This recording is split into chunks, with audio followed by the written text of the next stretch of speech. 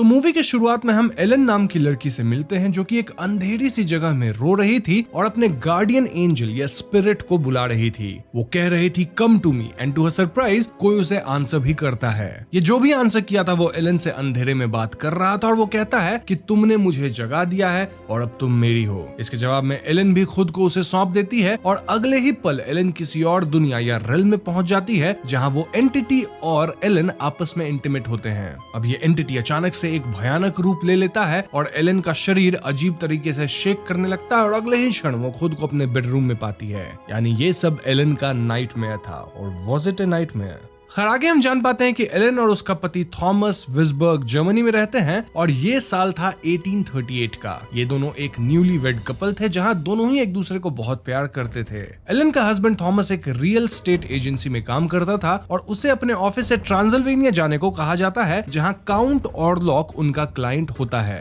Count Orlok काफी old थे, उन्हें विस्बर्ग में एक घर चाहिए था एज ही वाज रिटायर्ड। यही सब मैटर हैंडल करने के लिए थॉमस को ट्रांसिल्वेनिया जाना था फॉर 6 वीक्स। अब थॉमस अपनी पत्नी को छोड़ इतने दूर जाना तो नहीं चाहता था, लेकिन एजेंसी में अपनी पोजीशन ऑफिशियल करने के लिए उसे अपनी बॉस की बात माननी पड़ती है। खैर अब वो घर आकर ये न्यूज एलन को सुनाता है जो इससे काफी अपसेट होती है। एलन का कहना था कि उसे फीलिंग्स आ रही है कि अगर थॉमस इस ट्रिप में जाएगा तो उनके जीवन में कोई बहुत बड़ी विपदा आ सकती है। मोरओवर एलन को हर रात काफी डरावने नाइटमेयर्स भी आ रहे थे। थॉमस कहता है कि इस डील से जितने भी पैसे आएंगे उससे हम एक अच्छा घर खरीदेंगे, जिस पे एलन कहती है कि नहीं मुझे ये सब कुछ नहीं चाहिए, लेकिन तुम प्लीज मुझे छोड़ के मत जाओ। स्टिल थॉमस को तो अपनी जॉब के बारे में सोचना था ना, इसीलिए वो अपने फ्रेंड फ्रेडरिक और उसकी पत्नी एना के पास एलन को रख के अपने सफर पे निकल पड़ता है। फ्रेडरिक की 2 छोटी बेटियां थी और एलन भी इनके साथ ही रहने लगती है। वैसे सफर में जाने से पहले एलन थॉमस को अपना नेकलेस देती है जिसमें एक छोटा सा हार्ट शेप्ड का लॉकेट था और उसमें वो अपने हेयर्स कट करके रखती है एज हर मार्क। वहीं दूसरी तरफ हम एक नग्न इंसान को देखते हैं जो एक पेंटाग्राम के अंदर बैठा था और कुछ तो रिचुअल जैसा कर रहा था। उसके पास एक किताब थी जिसपे वो कुछ इनग्रेव कर रहा था और अपने लॉर्ड या मालिक को याद करके उन्हें समन भी कर रहा था। अब ये आदमी कौन है ये तो हमें वीडियो में आगे ही पता चलेगा। खैर तो थॉमस सफर करते हुए एक बर्फीले गांव में पहुंचता है जहां वो लोगों को कुछ फोक डांस करते देखता है। थॉमस इस गांव के लीडर से कहता है कि मुझे यहाँ एक रात ठहरना है क्योंकि मैं काउंट ऑरलॉक के कासल जा रहा हूँ। लीडर कहता है कि काउंट ऑरलॉक का नाम यहाँ मत लेना क्योंकि वो एक शैतान है। इनफैक्ट ये सारे लोग तो थॉमस को सजेस्ट करते हैं कि थॉमस को काउंट ऑरलॉक के पास जाना ही नहीं चाहिए बल्कि अपने घर वापस चले जाना चाहिए। एनीवेज आगे थॉमस देखता है कि यहाँ के लोगों के पास गार्लिक वगैरह था और एक औरत तो थॉमस के लिए प्रे कर रही थी। वो लेडी कहती है कि ऑरलॉक की परछाई पड़ने मात्र से ही लोगों को डरावने सपने आने लगते हैं। So basically it was clear कि इस गांव के लोगों में काउंट ऑरलॉक को लेकर काफी डर था। अब उसी रात थॉमस अपनी नींद से जागता है और देखता है कि कुछ लोग परेड करते हुए एक नग्न लड़की को घोड़े पे बिठाकर कहीं ले जा रहे थे और सामने ही उनका लीडर एक ग्रेव को खोलकर एक मृत शरीर के दिल में वार कर देता है जिससे उस आदमी के मुंह से खून बहने लगता है और तभी थॉमस की आंख खुल जाती है जिससे वो समझ पाता है कि ये सब उसका नाइटमेयर था। अब अगली सुबह जब थॉमस कॉटेज से निकलता है तो वो पाता है कि दूर दूर तक कोई भी आदमी नहीं था, यानी अचानक से पूरा का पूरा गांव ही कैसे गायब हो गया। खैर अब थॉमस अपनी जर्नी कंटिन्यू करता है और बर्फीले रास्तों को पार करके एक रास्ते पे रुकता है। तभी उसके सामने एक तांगा गाड़ी आ जाती है जिससे वो बाल बाल बचता है, लेकिन वो समझ पाता है कि ये जो हॉर्स कार्ट थी वो उसे ही लेने आई थी। तो हाँ, इस तांगा गाड़ी पे बैठ के थॉमस सीधे ऑरलॉक के कासल में पहुंच जाता है। जाते वक्त उसकी तबीयत काफी खराब हो जाती है, स्टिल ही मैनेजेस की कैसे भी वो ऑरलॉक से मिल ले। नाउ कासल के अंदर काउंट ऑरलॉक अंधेरे में काफी डरावना लग रहा था और थॉमस को काफी डर लग रहा था। ऑरलॉक यहाँ थॉमस से काफी रूडली बात करता है और उससे कहता है कि तुम काफी लेट आए हो और आज से तुम मुझे काउंट नहीं माय लॉर्ड कह के संबोधन करोगे। काउंट ऑरलॉक उसे डिनर ऑफर करता है और एक ब्रेड को काटते हुए थॉमस का हाथ थोड़ा सा कट जाता है। इसे देखकर काउंट ऑरलॉक कहता है कि आओ मैं तुम्हारी पट्टी कर देता हूँ। काउंट ऑरलॉक के हाव भाव देखकर थॉमस इतना डर जाता है कि वो वहीं पे बेहोश हो जाता है और इस सीन के अंदर हमें ऑरलॉक की शक्ल अच्छे से दिखाई भी नहीं जाती, बट हम लोग गेस कर ही सकते हैं कि काउंट ऑरलॉक काफी डरावना दिखता होगा, जस्ट लाइक ड्रैकुला। वहीं दूसरी तरफ विस्बर्ग में एना और एलन बच्चों को लेकर वॉक पे जाती है जहां हम जान पाते हैं कि एलन काफी अच्छे विचारों वाली थी और उसके ख्याल किसी बच्चे जैसे इनोसेंट थे। वहीं कासल में थॉमस को होश आता है और वहां काउंट ऑरलॉक नहीं था। वो अब कासल में इधर उधर घूमता है जहां उसे एक कमरे के मिरर में कुछ अजीब सा रिफ्लेक्शन दिखता है। खैर उसी रात काउंट ऑरलॉक एक अनजान भाषा में कुछ डॉक्यूमेंट्स बनाता है और उस पे थॉमस का सिग्नेचर मांगता है। पूछने पे ऑरलॉक कहता है कि ये उसके पूर्वजों की भाषा है और उसमें ये लिखा है कि मैं तुम्हारी एजेंसी के जरिए घर ले रहा हूँ।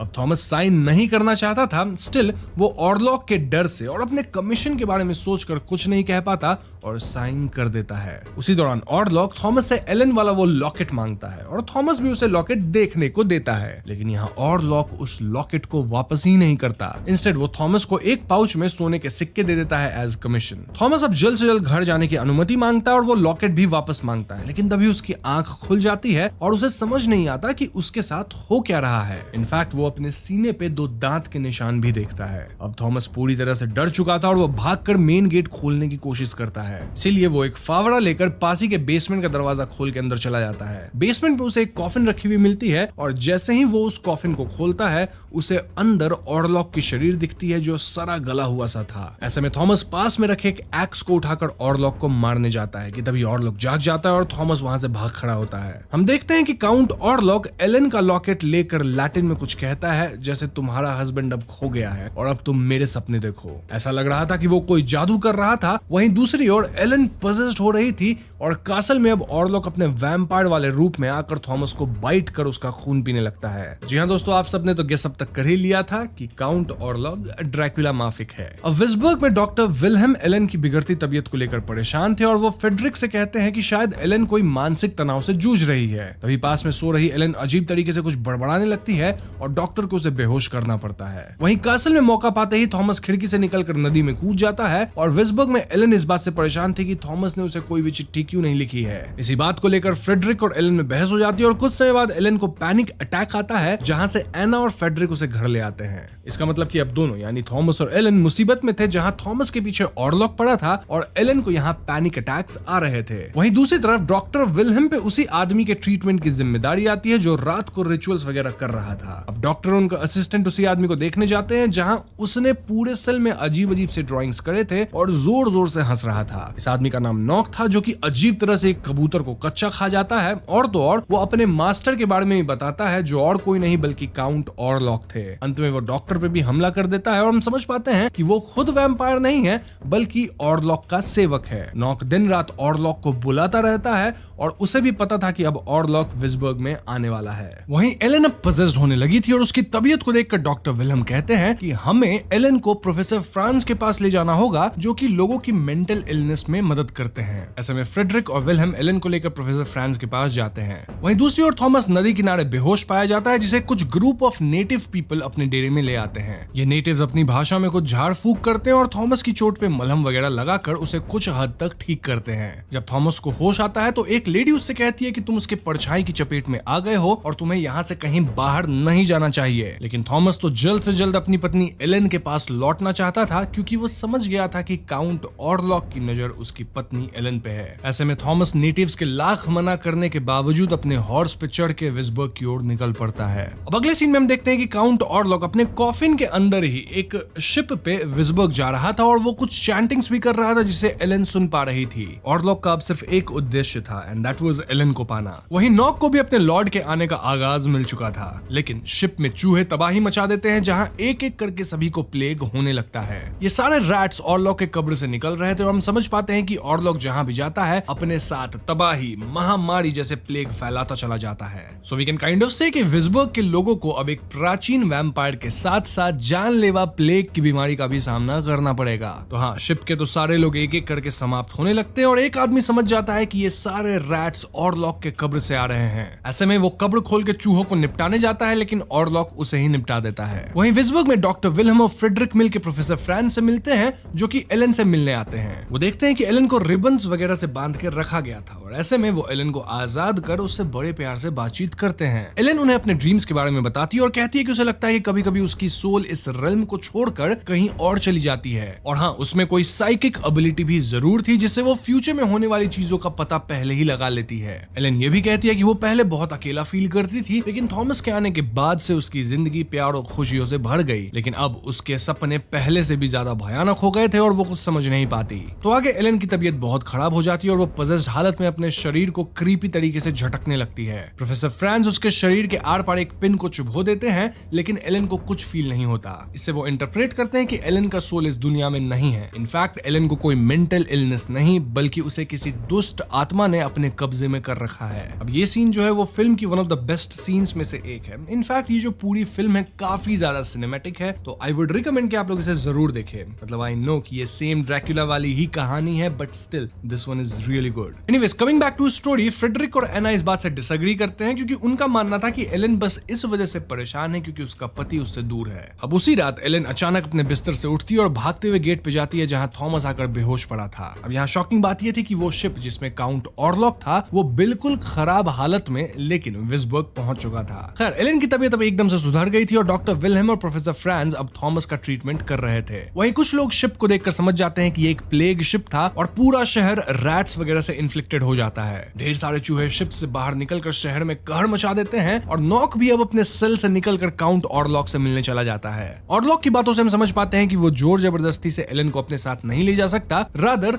एलन को अपनी मर्जी से उसके साथ आना पड़ेगा। तो वो कुछ ऐसा करेगा जिससे एलन मजबूर हो जाए उसके पास आने में। तो इस पॉइंट पे शहर में आए दिन कई सारे लोग मारे जा रहे थे और ये सब काउंट ऑरलॉक कर रहा था, जिसे हम अब से नोस्फेरातु कहकर बुलाएंगे। और दोस्तों मैं बता दूं कि रोमानियन लैंग्वेज में नोस्फेरातु का मतलब वैम्पायर ही होता है। डॉक्टर विलहेम और फ्रांस भी अब प्लेग विक्टिम्स को एग्जामिन करते हैं और इन्हें पता चलता है कि इन लोगों के शरीर में रैट्स के काटने के निशान तो हैं ही, साथ ही इनके शरीर के अंदर खून बिल्कुल भी नहीं है। तो इससे प्रोफेसर फ्रांस थोड़े अलर्ट हो जाते हैं और समझ जाते हैं ये किसी डीमन का काम है। फ्रांस अब नॉक से बातचीत करना चाहते थे एज उनको लगता था कि नॉक को इस बारे में जरूर कुछ पता है, बट नॉक तो कल रात ही अपने सेल को छोड़ के भाग गया था। ऐसे में फ्रांस तुरंत कहते हैं कि हमें नॉक को ढूंढना होगा। ऑल्दो इस पॉइंट तक भी फ्रेडरिक को इन सारे डीमंस वाली बातों पे भरोसा नहीं हो रहा था। इनफैक्ट वो डॉक्टर और फ्रांस दोनों के साथ बदतमीजी से बात कर रहा था। तो अगले सीन में नोस्फेरातु अपनी दृष्टि पूरे शहर में फेरता है जिससे घर घर में लोग मरने लगते हैं और पूरा आतंक मच जाता है। वहीं थॉमस भी अब डरावने सपने देखने लगा था और वो एलन को नींद में ही अपने से दूर हो जाने को कहता है। एलन अब एना के साथ सोती है लेकिन अचानक आधी रात को एलन को सपना आता है जहां वो अपने सामने नोस्फेरातु को खड़ा पाती है। मूनलाइट में दोनों एक दूसरे को कन्फ्रंट करते हैं और नोस्फेरातु एलन को कहता है कि तुम्हारे हस्बैंड ने एक बॉन्ड साइन करा है जिसके चलते उसने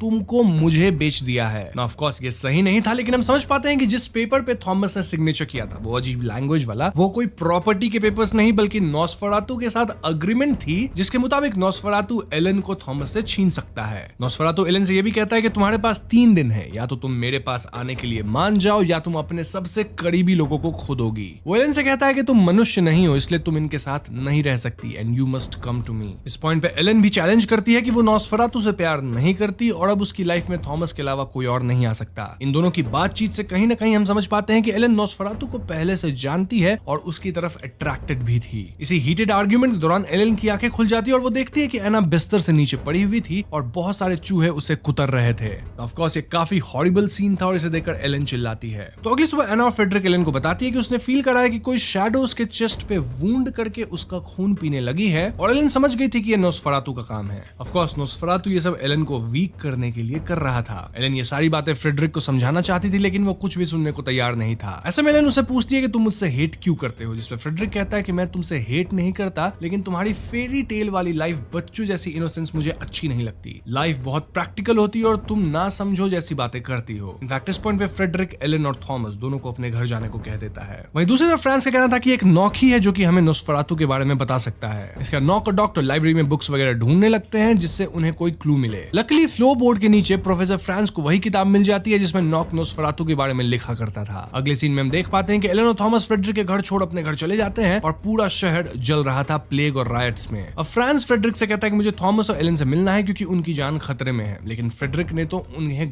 और इस बात पे वापस इन लोगों के बीच बहस हो जाती है क्योंकि फ्रांस का मानना था कि नोस्फेरातु का अपना होमलैंड वापस लौटना बहुत जरूरी था क्योंकि अगर वो एलन और थॉमस के पीछे पीछे जाएगा तो हर जगह तबाही मचाता जाएगा। ये लोग डिसाइड करते हैं कि दिन के वक्त जब नोस्फेरातु अपने ग्रेव में सोया रहेगा तब ये लोग उसे खत्म करेंगे। फ्रेडरिक इससे परेशान हो गया था और उन दोनों को अपने रूम से बाहर निकाल देता है। फ्रांस कहता है कि अगर नोस्फेरातु ने एक बार तुम्हारी वाइफ का खून टेस्ट कर लिया तो वो वापस हमला जरूर करेगा, लेकिन फ्रेडरिक तो कुछ भी सुनने को तैयार नहीं था। वहीं दूसरी तरफ हम देखते हैं कि थॉमस अब थोड़ा बेहतर था और वो शहर छोड़ के जाने की बात करता है। ऐसे में एलन उसे अपने लाइफ की एक सबसे बड़ी सीक्रेट बताती है एंड दैट सीक्रेट वाज कि जब एलन यंग थी यानी टीनेजर थी तो उसी ने नोस्फेरातु को समन समन करा था। जी हाँ दोस्तों, वो जो पहला सीन था ना जहां एलन अपने गार्डियन एंजल को बुलाती है, तब उसे नॉस्फेरातु ही जवाब दिया था। और जैसा कि उसी सीन में हमने देखा था कि एलन ने खुद को नॉस्फेरातु को सौंप दिया था, फिजिकली एंड मेंटली। इनफैक्ट वो वादा करी थी कि वो हमेशा उसकी ही रहेगी। इसलिए एलन की शादी के बाद नॉस्फेरातु उससे अपना वादा पूरा करवाने आया था। बेसिकली इन दोनों के बीच जो पैक्ट हुआ था कई साल पहले,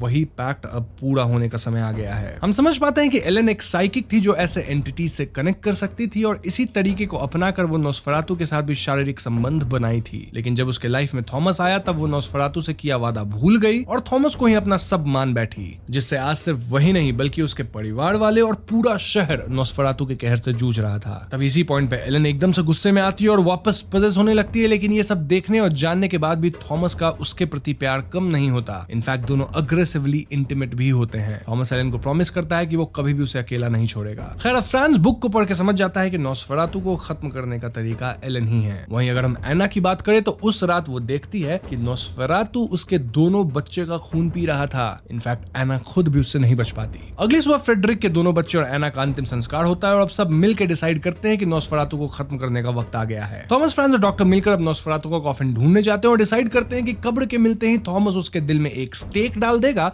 जिससे वो खत्म हो जाए। जिसपे फ्रांस कहता है कि जरूर काम आएगा, और फ्रांस एलन को यह भी हिदायत देता है कि सारी बुराइयां जो मनुष्य बाहर देखता है वो उसके अंदर भी होती है। तो अगर कोई बुराइयों से लड़ना चाहता है तो पहले अपने अंदर के डार्कनेस से लड़े। जाते जाते फ्रांस कहता है कि सिर्फ तुम ही नॉस्फेरातु को खत्म कर सकती हो और हम सब के मुक्ति का रास्ता तुम हो। फ्रांस कहता है कि आज रात मैं तुम्हारे पति को अपने साथ बिजी रखूंगा ताकि तुम अपना अधूरा काम पूरा कर सको। इस पॉइंट पे एलन भी सब कुछ समझ चुकी थी। तो घर वापस आकर एलन थॉमस की हिम्मत बांधती है, जिसके बाद थॉमस, फ्रांस और डॉक्टर मिलकर नॉस्फेरातु के कब्र को ढूंढने जाते हैं। वहीं फ्रेडरिक अपनी पत्नी के कब्र पे आ गया था और आखिरी बार एना को किस करता है। लेकिन जब बाकी तीनों यानी कि थॉमस, फ्रांस और डॉक्टर वहां आते हैं तो वो पाते हैं कि फ्रेडरिक दुख में अपने आप को समाप्त किया। ये सीन काफी दुखद था, लेकिन इन तीनों को मूव ऑन करना पड़ता है क्योंकि इन्हें नॉस्फेरातु के कब्र को ढूंढना था। वहीं हम देखते हैं कि एलन भी तैयार हो रही थी और ये तीनों उसी कासल की तरफ जाने लगते हैं जिसे नॉस्फेरातु ने खरीदा था। और जैसे ही वो लोग कॉफिन के अंदर स्टेक से वार करते हैं तो पाते हैं कि वहां तो नॉस्फेरातु था ही नहीं। एक्चुअली वहां नॉक लेटा हुआ था और थॉमस समझ जाता है कि नॉस्फेरातु उसकी जगह गया है टू चेज एलन। तो हाँ, घर पे एलन नॉस्फेरातु को समन करती है और जैसे ही वो आता है एलन कहती है कि वो अपना किया हुआ वादा पूरा करेगी। वो अब नॉस्फेरातु को अपना चुकी थी और दोनों किस भी करते हैं। अब दोनों इंटीमेट होने लगते हैं और नॉस्फेरातु एलन के चेस्ट पे अपने दांत गड़ाकर खून पीता है, which was a mark of their unity। और देखा जाए तो एलन भी कोई विरोध नहीं करती। अब जैसे ही दोनों एक हो जाते हैं और नॉस्फेरातु अपने लवर के खून में डूबा होता है, तभी सुबह हो जाती है और जैसे ही खुले विंडो से सूरज की किरण नॉस्फेरातु पे पड़ती है, वो धीरे धीरे अपना दम तोड़ देता है। उसे समझ भी नहीं आता कि एलन ने उसे यहाँ धोखा दिया है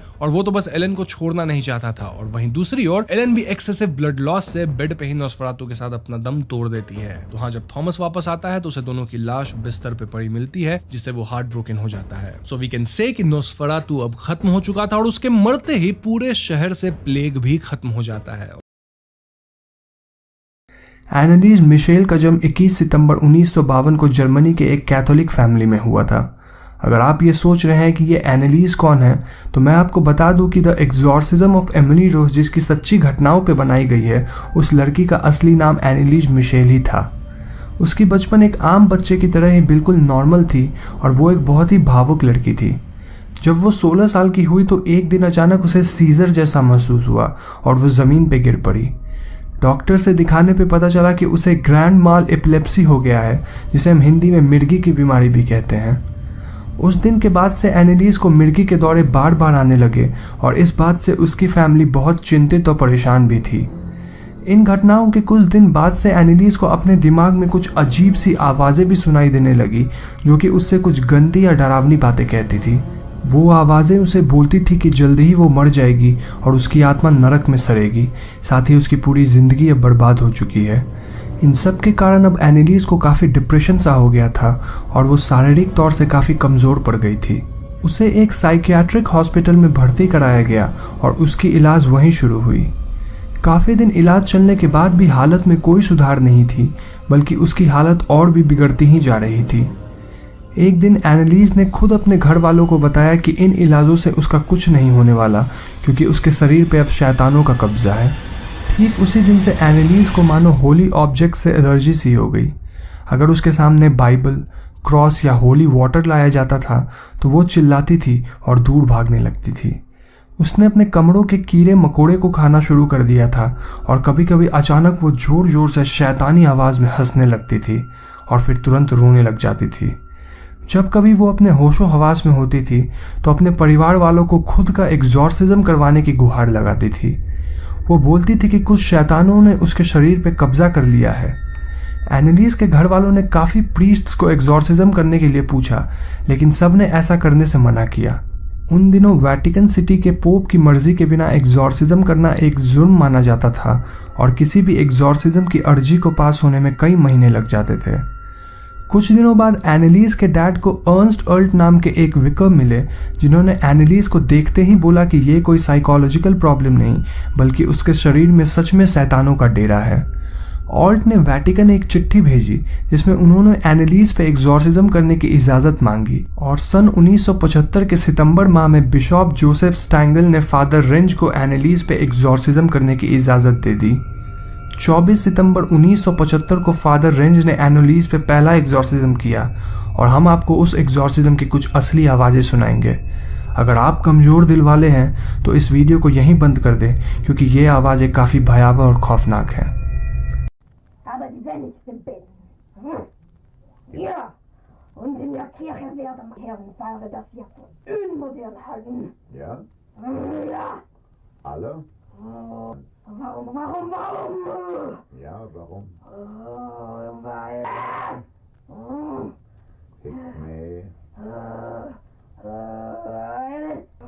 Hick me die Deus.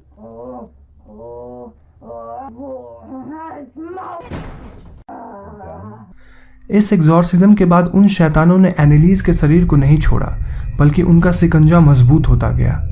एक ऐसा समय आया जब एनालिस ने खाना पीना बिल्कुल बंद कर दिया और इससे उसकी हेल्थ बहुत ख़राब हो गई थी। उसकी शरीर की वज़न बहुत ही कम हो गई थी, मानो जैसे हड्डी का एक ढांचा सा हो। माना जाता है कि एनालिस के शरीर में 6 से अधिक डीमंस का कब्जा था, जिनके नाम शायद हम सभी जानते हैं: लूसीफर, केन, जूडास, नीरो, बेली, फ्लैशमैन इत्यादि। यह एग्जॉर्सिज्म पूरे 8 महीने चली थी, जिसमें 67 बार इस प्रक्रिया का उपयोग हुआ। हर एक एग्जॉर्सिज्म का सेशन लगभग 4 घंटे चलता था और यह हमेशा बहुत ही भयावह और ख़तरनाक होता था। एग्जॉर्सिज्म का आखिरी सेशन 30 जून 1976 में हुआ, क्योंकि जुलाई की 1 तारीख को ही एनालिस की नींद में ही मौत हो गई। उस वक्त उसकी उम्र केवल 23 साल थी। डॉक्टर्स का मानना है कि एनालिस की मौत माल न्यूट्रिशन की वजह से हुई, क्योंकि उसकी वजन तकरीबन 30 किलो से भी कम हो गई थी। उसके कई दांत टूट गए थे क्योंकि वो दीवारों को चबाकर खाने की कोशिश करती थी, लेकिन आम खाना देने पे नहीं खाती थी। उसने अपने आप को कई जगह से काट लिया था, खुद को ही मारती पीटती थी और ऊंचाई से कूदकर खुद को चोट पहुंचाती थी।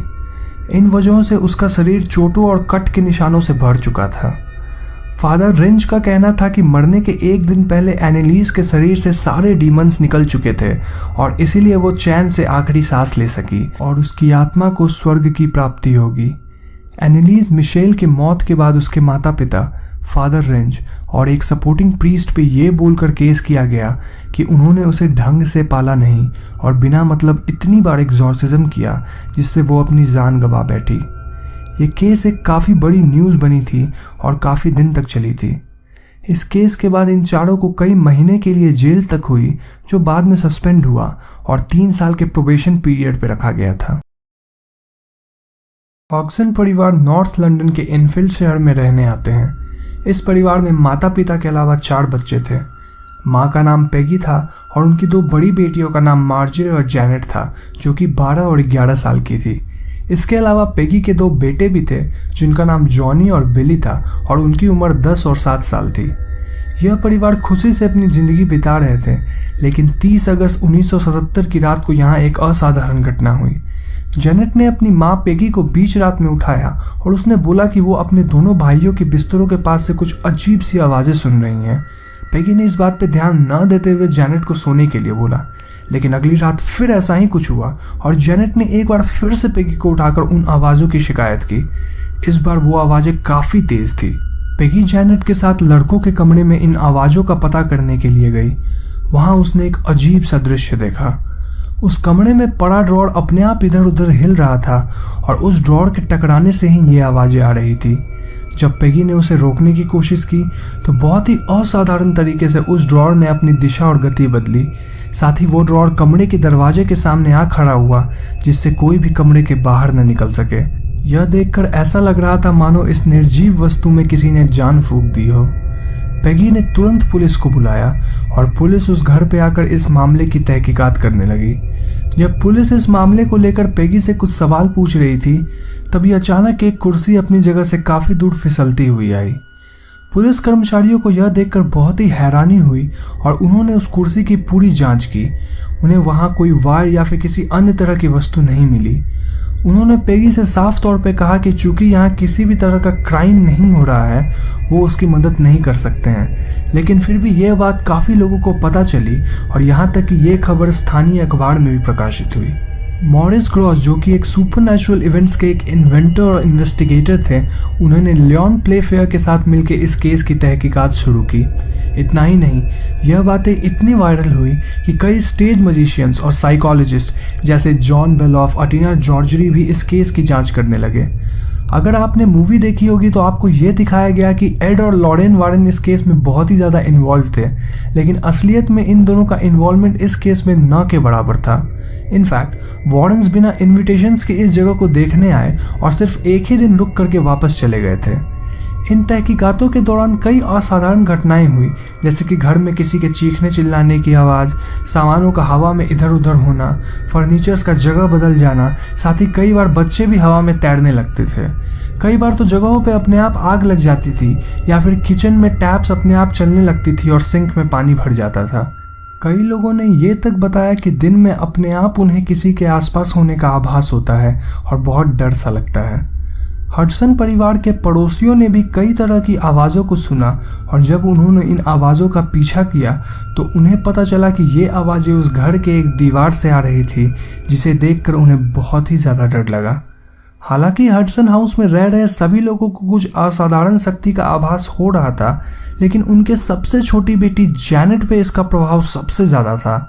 आप इन ओरिजिनल तस्वीरों को देखिए, जिसमें शायद जैनेट को इस शैतानी शक्ति द्वारा बेड से खींचकर ज़मीन पर लाया जा रहा है।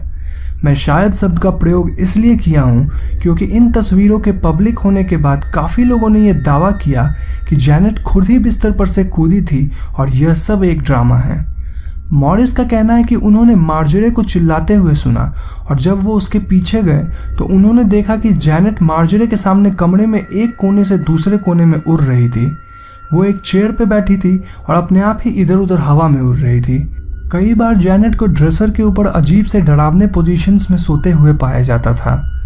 वहाँ रह रहे लोगों का मानना था कि ये सारी घटनाएं तब से शुरू हुई जब से जैनेट और मार्जरे ने ओजा बोर्ड के साथ खेलना शुरू किया। धीरे धीरे ये अजीब सी डरावनी और शैतानी आवाज़ें जैनेट के अंदर से आने लगी और कई बार लेविटेट होकर दूसरी आवाज़ में बोलने लगती थी। कहा जाता है कि ये मर्दानी भारी और शैतानी आवाज़ बिल विकिंस की थी, जो कई साल पहले इसी घर में रहते थे और उनकी मौत भी इसी घर में हुई थी। अब हम आपको जैनेट और मार्जरे की एक ओरिजिनल इंटरव्यू दिखाएंगे, जिसमें आप जैनेट को शैतानी आवाज़ों में बात करते देख सकते हैं। यह इंटरव्यू इंग्लिश में है, तो अगर आप में से किसी व्यूअर्स को यह समझने में दिक्कत होगी तो मैं कमेंट में इसका हिंदी ट्रांसलेशन डाल दूंगा। Teenage sisters believe they are haunted by a poltergeist. I was going to ask the same question as I asked earlier. How many voices are there? 600. 600 the voices. I know the joke. How many really are there, Margaret? I think so far we've had 10 Three.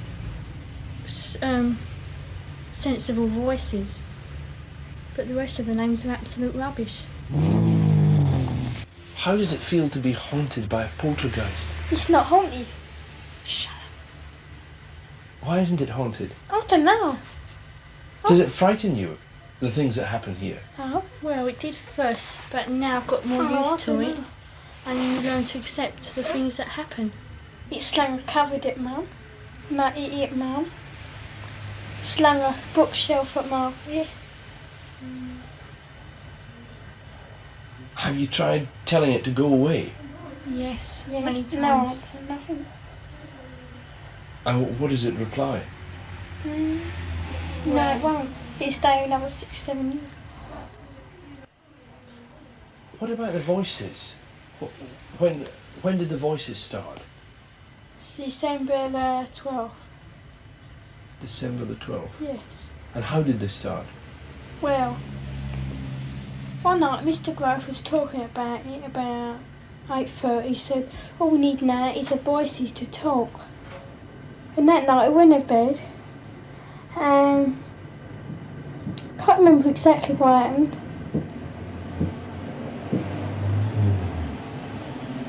And What's that knocking? yeah, I can hear it now. I was doing that yesterday morning and Peggy was on her own. So she come in to us because it wasn't her, she come in. We sat together and we heard it. And I counted down my knocks and there was 14 altogether. And it's doing it again now. That was 3 knocks just now. Yes, it goes in 3s and 2s. how we first got contacted, this was when Mr. Grove said, if there's anyone there, knock twice for yes, and if not, one for no. I wonder if we did that now, whether it would answer. Is anybody there?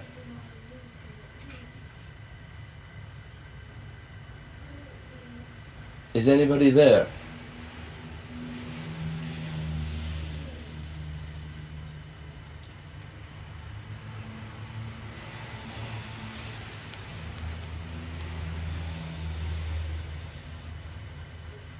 Nothing. No. It doesn't always do it to order. No, it doesn't. It goes in spasms. Like we're talking now. It may not now, after you've said that, but it won't do it when you want it to, straight away. No. When you hear the voice and it comes out, where does it come from? Here, your throat? No. Where do you feel it comes Back from? of the neck. Back of the neck. And so it must be as if it's somebody else speaking then, when you hear Yeah, it. behind us. I wonder, do you think there's anyone there just now? Yeah, I do. Who's that? What? Who's that, Janet? Pardon? Stuart Certain. Stuart Certain, and he's one of the voices. Yeah. Why do you think he comes and speaks through you? To annoy us, to annoy us. Does he ever say anything nice? Well, don't know really. Shall we Says- try and speak to him? No. We'll see if he'll speak to us. Yeah. Is anybody there? No, no. Who's there?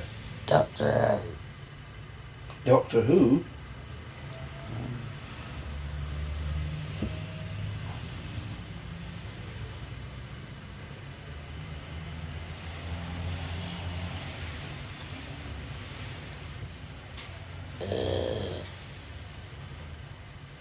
Goose Chasers here.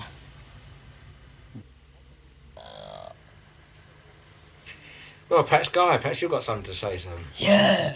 I'd like to know how you make this noise without bashing Janet's vocal cords to pieces. If I do it for half a minute, I get a sore throat. तो जैसा कि आपने इस video में देखा, यह आवाज़ें Janet के अंदर से ही आ रही थी। जैनेट का कहना था कि वो शैतानी शक्ति किसी को नुकसान पहुंचाना नहीं चाहता, बल्कि उनके साथ घर में रहना चाहता है। वो उनके परिवार का हिस्सा बनना चाहता है। कई लोगों ने ये क्लेम किया कि बहुत सारे आर्टिस्ट भी ऐसी आवाज़ें निकाल सकते हैं, लेकिन मॉरिस का कहना था कि इन आवाज़ों को घंटों तक निकालना नामुमकिन है, क्योंकि इससे इंसान के वोकल कॉर्ड्स डैमेज हो जाएंगे। लेकिन जैनेट 3-4 घंटे तक लगातार इस आवाज़ में बात करती थी। साथ ही जैनेट का कहना था कि ये आवाज़ें उसके गले से नहीं बल्कि गर्दन के पिछले हिस्से से आती है, मानो किसी ने उसके गले को पीछे से पकड़ लिया हो और वहाँ से बातें कर रहा है। इसके बाद एक प्रीस्ट को इस घर में बुलाया गया और उनके आने के बाद इन घटनाओं में काफ़ी कमी आ गई, लगभग न के बराबर, लेकिन फिर भी ये कभी भी खत्म नहीं हुई। द एग्जॉर्सिस्ट मूवी की कहानी कुछ खोए हुए डॉक्यूमेंट्स और एक प्रीस्ट की बताई हुई बातों को संगठित करके बनाई गई है, जो कि इन घटनाओं के वक्त वही मौजूद थे। जैसा कि हम सब जानते हैं कि ये मूवी सन 1973 में आई थी और एक बहुत ही बड़ी हिट थी। इतना ही नहीं, इस मूवी को आज तक सबसे डरावनी मूवीज़ में गिना जाता है। हमें मूवी में देखने को मिलता है कि एक 13 साल की लड़की के शरीर पे एक शैतान का कब्जा हो जाता है, लेकिन असल में ये स्टोरी 1949 में घटित घटनाओं पे है, जिसमें कब्जा लड़की के शरीर पे नहीं बल्कि एक लड़के के शरीर पे होता है जिसका नाम रोलैंड डो था। इन सारी घटनाओं की शुरुआत तब होती है जब एक 52 साल के रोमन कैथोलिक प्रीस्ट जिनका नाम विलियम बाउडर था, उन्हें एक रात अनजान कॉल आती है। विलियम सेंट लुइस मसूरी से थे और ये कॉल उनके अपने ही एक पुराने दोस्त से थी जिनका नाम रेमंड बिशप था, जो कि खुद भी एक प्रीस्ट थे। बिशप का कहना था कि एक औरत ने उन्हें कांटेक्ट किया है और उस औरत का मानना है कि कोई अज्ञात शक्ति ने उसके बेटे रोलैंड को काबू में कर रखा है। विलियम तकरीबन 26 साल से प्रीस्ट थे और उन्हें से बहुत सारे केसेस के लेटर्स या फिर कॉल्स आते थे, लेकिन कुछ केसेस में खत लिखने वाले या कॉल करने वाले लोग फ्रॉड होते थे।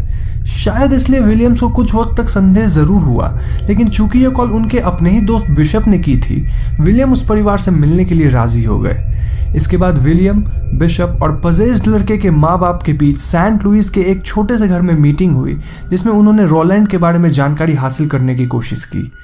रोलैंड डो की माँ का कहना था कि उनके बेटे के साथ कुछ अजीबोगरीब चीज़ें हो रही हैं, जिसे ना तो वो समझ पा रही हैं ना ही कंट्रोल कर पा रही हैं। रोलैंड की माँ का कहना था कि रोलैंड एक बहुत ही शांत स्वभाव का बच्चा है और उनकी फैमिली एक दूसरे से बहुत ही ज़्यादा क्लोज है। रोलैंड उनका इकलौता बेटा है और बचपन से कभी भी वो किसी भी बड़ी परेशानी या हादसे में नहीं फंसा है। रोलैंड अपने माँ के सिस्टर इन लॉ बोले तो फुआ से बहुत ही क्लोज था और उनका नाम मिले था।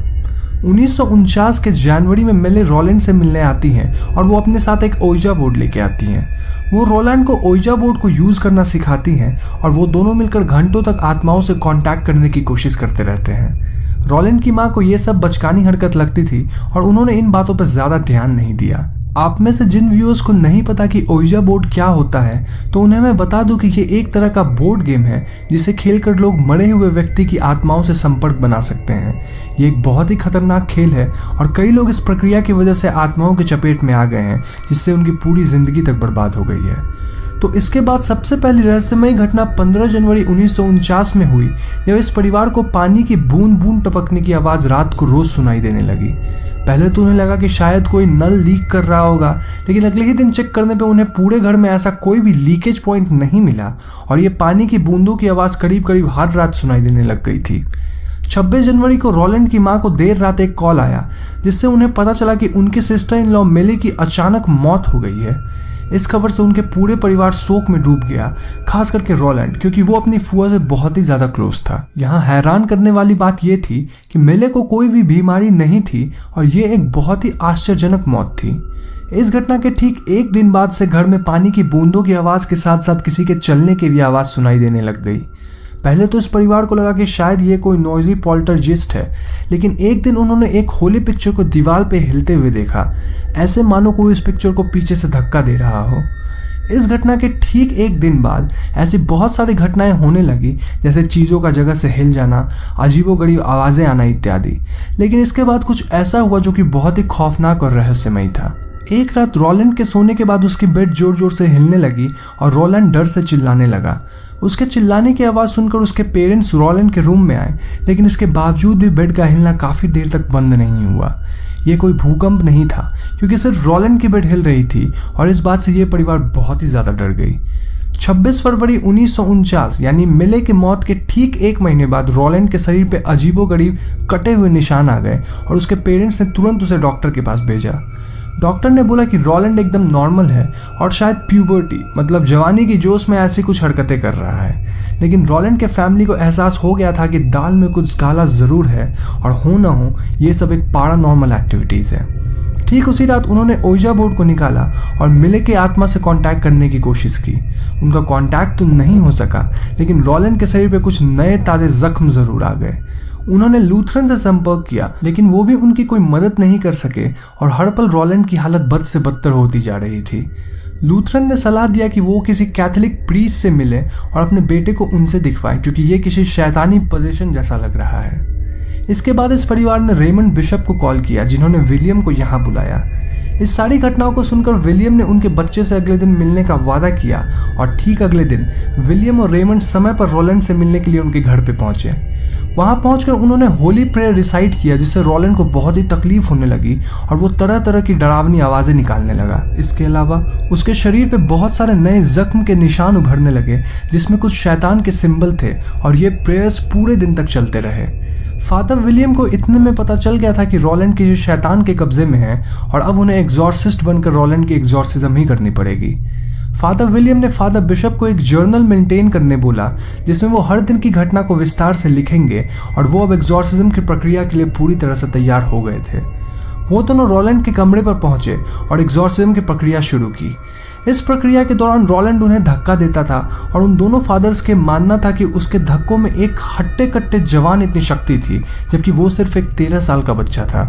एग्जॉर्सिज्म के तीसरे दिन रात को 1 बजे रोलैंड अचानक से कमरे की खिड़की खोलने को कहने लगा और फिर उसका शरीर शांत पड़ गया। वो बिल्कुल नॉर्मल बिहेव करने लगा और फादर विलियम को ऐसा लगा कि शायद एग्जॉर्सिज्म की प्रक्रिया सफल हो गई है और वो खुशी खुशी वहां से वापस लौट गए।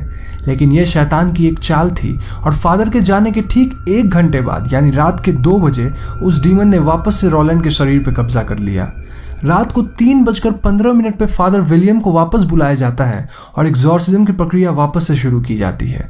रोलैंड अब बहुत ही ज़्यादा वायलेंट होता जा रहा था और दिन प्रतिदिन उसके अंदर की शक्ति भी बढ़ती जा रही थी। बार बार एग्जॉर्सिज्म के कारण आसपास रहने वाले लोगों को आवाज़ें सुनाई दे रही थी और ये सब उनके लिए काफ़ी डिस्टर्बिंग था। इसीलिए फादर विलियम ने डिसाइड किया कि वो रोलैंड को सेंट लुइस में स्थित एक कैथोलिक हॉस्पिटल में ले जाएंगे, जिसे एलेक्सियन ब्रदर्स चलाते थे, और वहाँ ये प्रक्रिया ठीक ढंग से बिना किसी डिस्टर्बेंस के की जा सकेगी। 22 मार्च 1949 को फादर विलियम्स ने कुछ और भी प्रीस्ट्स को इकट्ठा किया, जिससे वो इस प्रक्रिया को आगे बढ़ा सके। उनमें से एक प्रीस्ट का नाम था वॉल्टर हैलोरन, जिन्होंने अपनी बयान डिस्कवरी चैनल को दी, जिससे कि इस कहानी पे एक डॉक्यूमेंट्री बन सके। इनकी मौत 1 मार्च 2005 में 83 साल की उम्र में हुई थी। 1949 में वो काफ़ी जवान थे और उन्होंने इन सारी चीज़ों को अपनी आंखों से देखा था। उनका कहना था कि कभी कभी चीज़ें हवा में उड़कर दीवारों से टकराती थी और एग्जॉर्सिज्म के वक्त रोलैंड सभी प्रीस्ट्स को बहुत गंदी गंदी गालियाँ देता था और कुछ ऐसी गंदी और घिनौनी बातें बोलता था जिसे शायद मैं इस वीडियो में आपको बता भी ना सकूं। फादर विलियम्स के लिए काफ़ी मुश्किल हो रहा था, क्योंकि रोलैंड उनको सबसे गंदी बातें बोलता था, जो कि शायद एक 13 साल के बच्चे को पता तक ना हो। वो इन प्रीस्ट के ऊपर थूक फेंकता था, इन्हें मारता था और अलग अलग तरीकों से चोट पहुंचाने की कोशिश करता था। यहाँ तक कि रोलैंड ने फादर हैलोरन को मार मार कर उनकी नाक तोड़ दी थी। कभी कभी तो वो इन प्रीस्ट के ऊपर पेशाब तक कर देता था। 31 मार्च को रोलैंड ने एक पेन और नोटबुक मांगा और उसने उसमें ये बात लिखी, I am the devil and in 10 days I will give a sign, अर्थात मैं खुद डेविल हूँ और 10 दिन में मैं एक इशारा दूंगा। अब ये कैसा इशारा होगा ये किसी को नहीं पता था।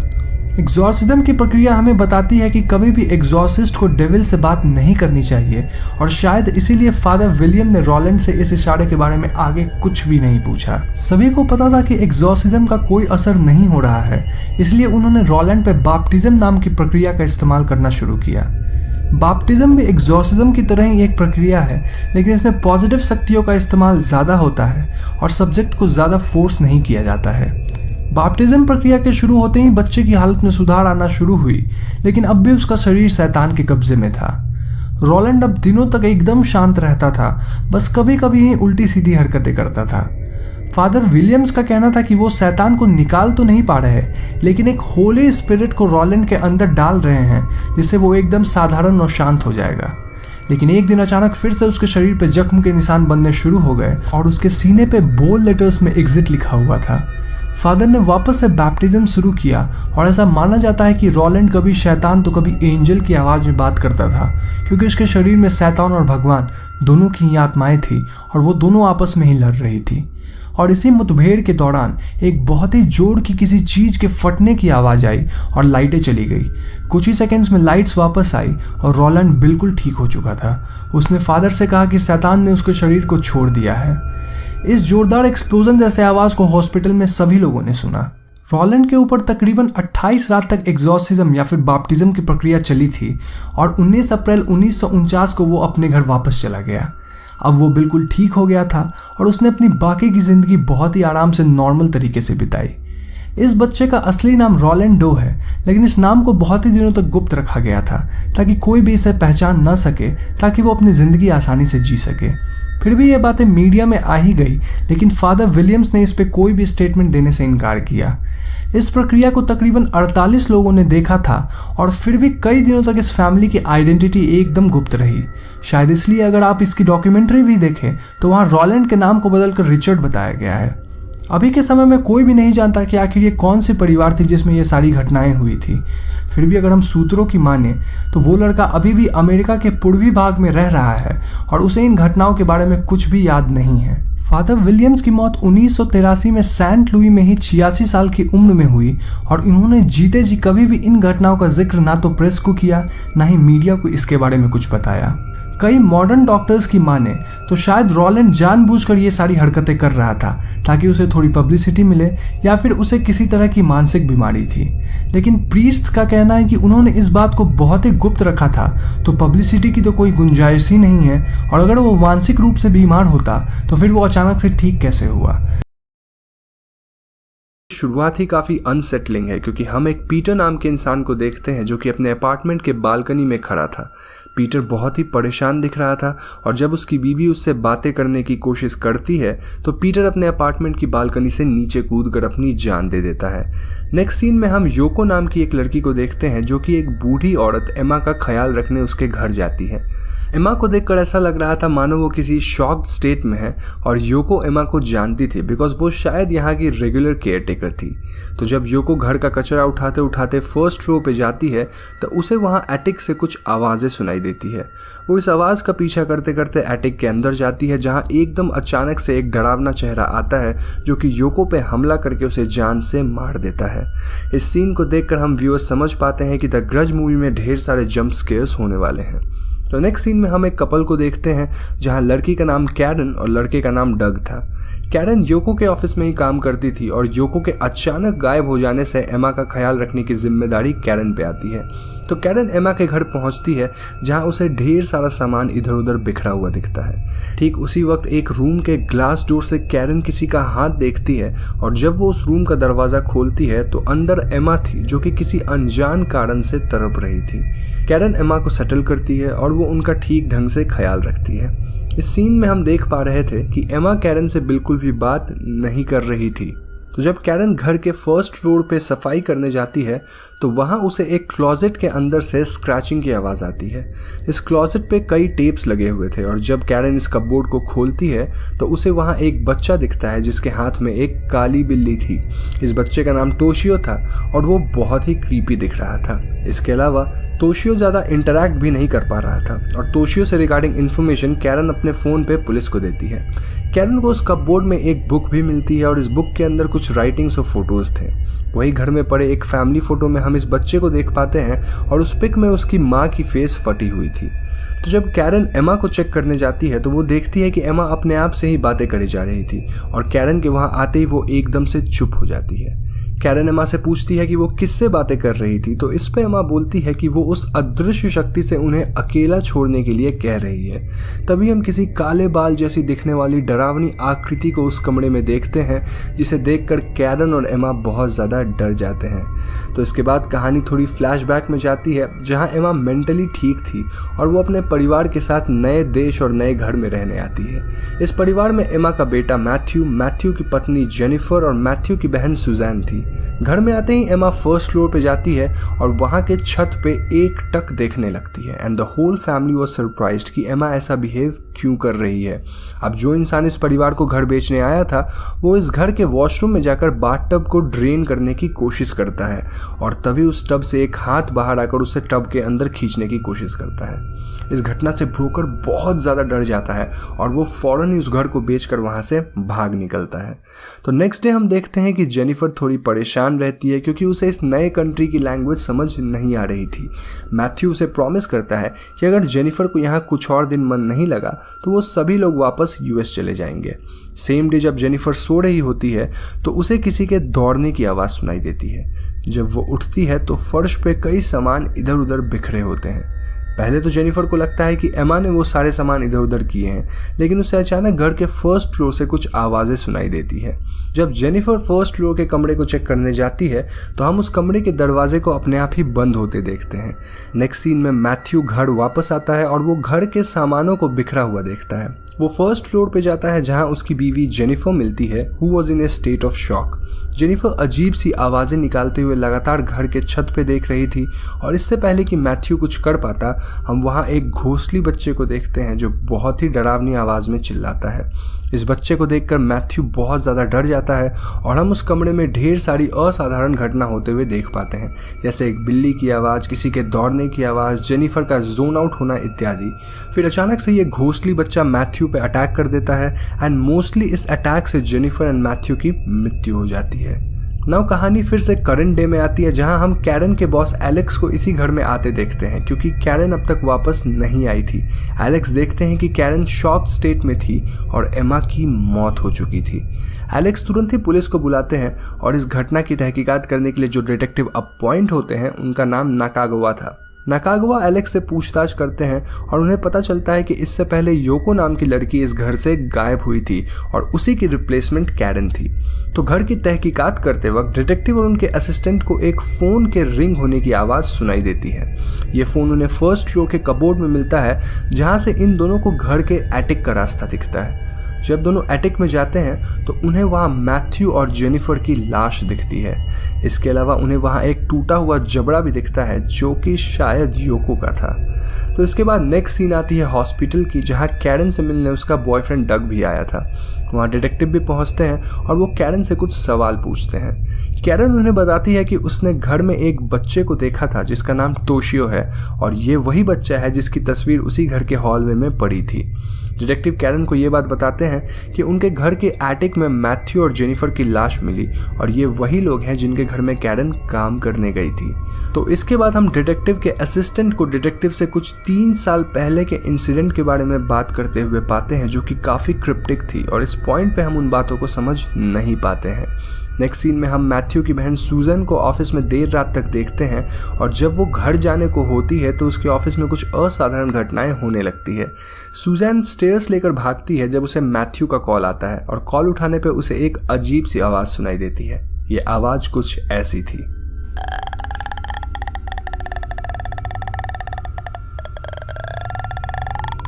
सूजन भागकर बिल्डिंग के गार्ड को सब कुछ बताती है और वो गार्ड बिल्डिंग के कॉरिडोर्स को चेक करने जाता है।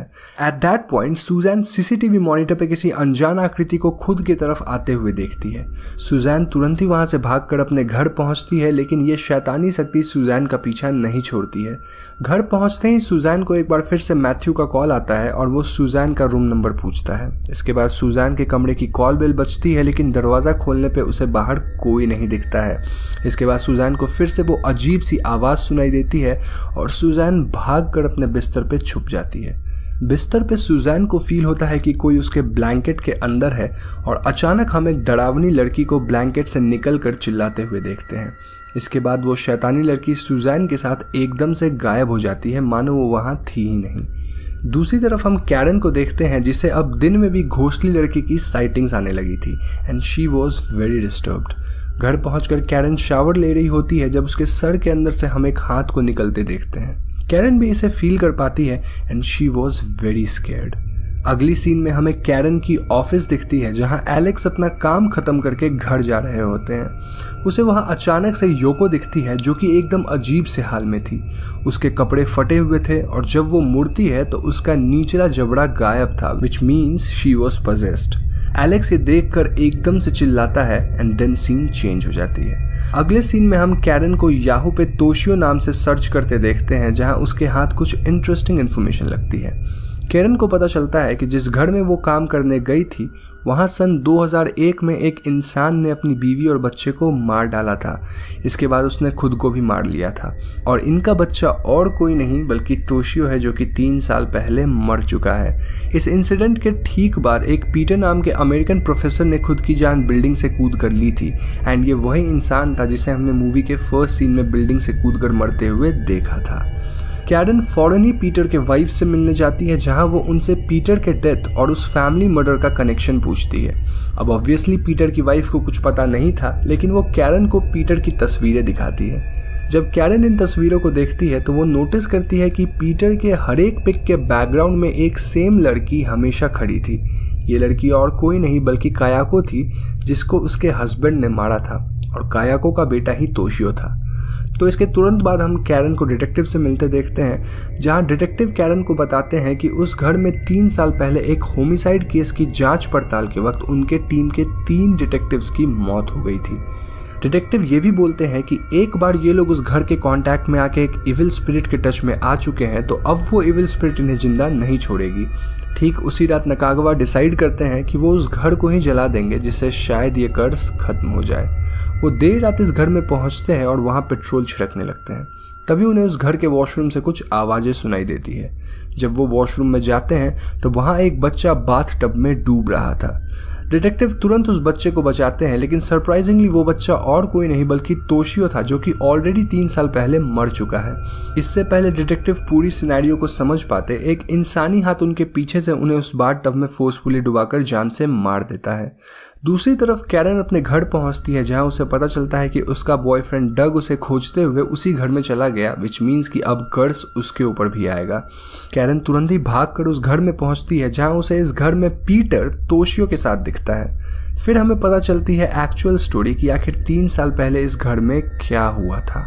दरअसल तोशियो की माँ कायाको एक तेकियो नाम के इंसान की बीवी थी, लेकिन कॉलेज डेज से ही कायाको को अपने कॉलेज के प्रोफेसर पीटर पे क्रश था। वो पीटर के बारे में डायरीज में लिखती थी और उन्हें काफ़ी स्टॉक भी करती थी। ये डायरी वही डायरी थी जो कि कैरन को मूवी के शुरुआत में मिली थी। फिर एक दिन अचानक कायाको के पति तेकियो को वो डायरी मिलती है और उन्हें लगता है कि उसकी बीवी का अफेयर पीटर के साथ चल रहा है। वो एकदम पागल हो गया और अपनी बीवी को मारने लगा एंड फाइनली उसने अपनी बीवी की गर्दन तोड़कर उसे जान से मार दिया। जब तेकियो ने अपनी बीवी की गर्दन तोड़ी तो उसके अंदर से वही वाली आवाज़ निकलती है जो आवाज़ मैंने आपको थोड़ी देर पहले सुनाई थी। ये सारे सीन्स तोशियो देख लेता है, इसलिए तेकियो तोशियो और उसके बिल्ली को बाथ टब में डुबाकर मार देता है। तेकियो इन डेड बॉडीज को घर में छुपा देता है, लेकिन तब तक कायाको एक इविल घोस्ट बन चुकी थी और वो तेकियो को भी जान से मार देती है।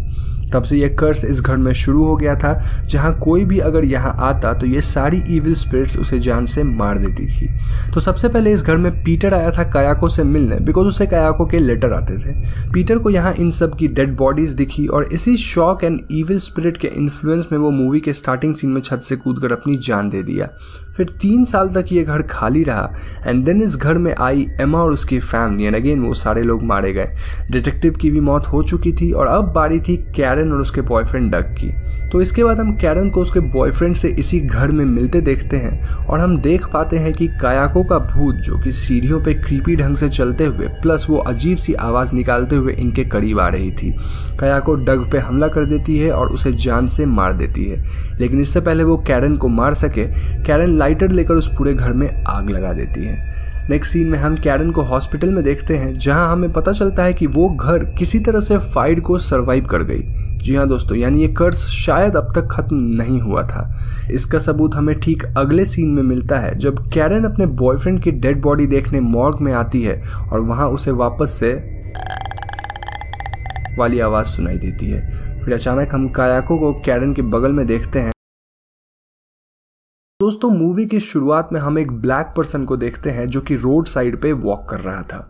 अब मैं स्पेसिफिकली ब्लैक इसीलिए बोल रहा हूँ बिकॉज इस फिल्म में स्किन कलर और रेसिज्म की इम्पोर्टेंस बहुत है। सो उस ब्लैक इंसान के बगल में एक वाइट कार आके रुकती है एंड देन वी सी कि कोई अनजान इंसान उस कार से निकलकर इस ब्लैक पर्सन को किडनैप कर लेता है। सीन चेंज होती है and yet again we see another black guy जिसका नाम क्रिस वॉशिंगटन था। क्रिस की गर्लफ्रेंड का नाम रोज था और रोज एक वाइट लड़की थी। बाय प्रोफेशन क्रिस एक फोटोग्राफर था और रोज बताती है कि क्रिस उसका पहला ब्लैक बॉयफ्रेंड है। रोज वांटेड कि क्रिस उसके फैमिली से मिले और Chris was a bit nervous because Rose के फैमिली को पता नहीं था कि Chris is a black guy. Rose के पेरेंट्स के घर जाने से पहले क्रिस अपने फ्रेंड रॉड को फोन करता है ताकि वो उसके कुत्ते सिड का ख्याल रख सके। Rod was also a black गाय जो कि पुलिस डिपार्टमेंट में काम करता था। एनीवेज रोज अपने कार में क्रिस को अपने पेरेंट्स के घर की तरफ ले जाती है जहां रास्ते में उसके कार से एक हिरन टकरा जाती है। इस टक्कर से हिरन की वहीं मौत हो जाती है and they immediately call A police. अब हालांकि कार रोज चला रही थी, पुलिस बार बार क्रिस से उसकी लाइसेंस मांग रहा था। रोज इस बात पे बहुत गुस्सा होती है बिकॉज शी थॉट कि Chris is a black guy and that police was a white guy और इसलिए वो क्रिस को परेशान करने की कोशिश कर रहा था। रोज के गुस्से होने के कारण पुलिस उन्हें वहां से जाने देती है एंड फाइनली ये दोनों पहुंच जाते हैं रोज के पेरेंट्स के घर। रोज के पिता का नाम डीन आर्मिटेज था और उसकी माँ का नाम मिसी आर्मिटेज था। डीन और मिसी दोनों बहुत ही फन लविंग लोग थे और वो एकदम खुले दिल से क्रिस को एक्सेप्ट करते हैं। डीन तो ये तक बोलते हैं कि वो ओबामा को तीसरी बार भी वोट देते बिकॉज उनके हिसाब से Obama was the best president. बातों बातों में हमें पता चलता है कि डीन वॉज ए न्यूरोसर्जन और मिसी वॉज ए साइकियाट्रिस्ट। रोज का एक छोटा भाई भी था जिसका नाम जेरेमी था और वो भी अपने पिता की तरह मेडिसिन की पढ़ाई कर रहा था। डीन क्रिस को अपने घर दिखाते हैं जो कि बहुत ही आलीशान था और शहर से काफ़ी बाहर था एंड क्रिस नोटिस करता है कि वहाँ 2 नौकर थे और वो दोनों ब्लैक पीपल थे। इससे पहले क्रिस कुछ सोच पाता, डीन खुद उसे बोलते हैं कि ये दोनों सर्वेंट्स उनके माँ बाप का ख्याल रखते थे and after their death dean ने इन दोनों को हमेशा के लिए यहाँ रख लिया बिकॉज उनके पास जाने के लिए और कोई जगह नहीं थी। डीन क्रिस को बताते हैं कि 1936 ओलंपिक मैराथन क्वालिफाइंग राउंड में उनके डैड सेकंड आए थे बिकॉज फर्स्ट आने वाले इंसान का नाम था जेसे डीन्स और वो इंसान एक ब्लैक पर्सन था। सब कुछ एकदम नॉर्मल दिख रहा था लेकिन we as a viewer notice करते हैं कि रोज के माता पिता क्रिस को लेकर कुछ ज़्यादा ही खुश थे which was not looking common. Not only that इनके घर के नौकर वॉल्टर और जॉर्जिना थोड़े एबनॉर्मल सा बिहेव कर रहे थे एंड क्रिस भी इस बात को नोटिस करता है। सेम डे रोज का छोटा भाई जेरेमी भी वहां आता है और डिनर टेबल पे सभी लोग एक साथ बैठते हैं। जेरेमी लगातार कुछ रेसिस्ट बातें किए जा रहा था। लाइक वो क्रिस से पूछता है कि if his favourite sport is UFC. Chris physically इतना वेल बिल्ट है, वो मिक्स्ड मार्शल आर्ट्स में अच्छा करेगा and he even challenges him for a judo fight. Missy तुरंत ही जेरेमी को अंदर जाने बोलती है एंड नेक्स्ट सीन में हम क्रिस और रोज को एक कमरे में देखते हैं। रोज एकदम गुस्से में होती है बिकॉज उसका भाई क्रिस के साथ ऐसे बिहेव किया and even a parents Chris से कुछ ज़्यादा ही स्वीट बिहेव कर रहे थे। क्रिस इन बातों को लाइटली लेता है और फिर दोनों सोने चले जाते हैं। उसी रात क्रिस की नींद खुलती है और वो स्मोक करने के लिए बाहर जाता है। वहाँ वो इस घर के सर्वेंट वॉल्टर को बहुत तेज़ी से अपनी तरफ दौड़ते हुए देखता है एंड इससे पहले कि वो उससे टकराता वॉल्टर अपनी दिशा बदलकर दूसरी तरफ दौड़ने लगता है। नॉट ओनली दैट जॉर्जिना भी अपने कमरे में खुद को बहुत ही एबनॉर्मल तरीके से निहार रही थी। क्रिस फौरन ही घर के अंदर वापस आता है जहां उसे रोज की मां मिसी एक चेयर पे बैठी हुई दिखती है। मिसी क्रिस को अपने पास बिठाती है और वो उसे ये बोलकर हिप्नोटाइज करने लगती है कि इस प्रोसेस से उसके सिगरेट पीने की आदत छूट जाएगी। मिसी बार बार एक कप में चम्मच घुमा रही थी और वो क्रिस से उसकी माँ के बारे में पूछने लगती है। हम देख पाते हैं कि क्रिस हिप्नोटाइज हो रहा था और उसे ऐसा महसूस हो रहा था कि वो किसी अंधेरे प्लेस में नीचे गिरता जा रहा है। इस प्लेस को मिसी द संकन प्लेस बुलाती थी एंड क्रिस अपने शरीर को हिला भी नहीं पा रहा था। फिर अचानक से हम क्रिस को अपने कमरे में देखते हैं जहां वो झटके से उठता है और उसे ऐसा लगता है कि उसने कोई बुरा सपना देखा है। So next day Chris garden में वॉल्टर से मिलता है जो उसे लास्ट नाइट के लिए अपोलोजाइज करता है। वॉल्टर बोलता है कि वो दौड़कर एक्सरसाइज कर रहा था और वो ये भी बोलता है कि लास्ट नाइट क्रिस मिसी के ऑफिस में काफ़ी देर तक था। यहाँ हम ऑडियंस देख पाते हैं कि वॉल्टर बहुत ही एबनॉर्मल बिहेव कर रहा था। आई मीन यूजुअली बूढ़े लोग ऐसा बिहेव करते हैं। क्रिस फौरन ही हिप्नोटिज्म वाली बात अपनी गर्लफ्रेंड रोज को बताता है और वो ये भी बोलता है कि अब वो स्मोक नहीं कर पा रहा बिकॉज सिगरेट के बारे में सोचते ही उसे उल्टी जैसी फीलिंग आने लगती है।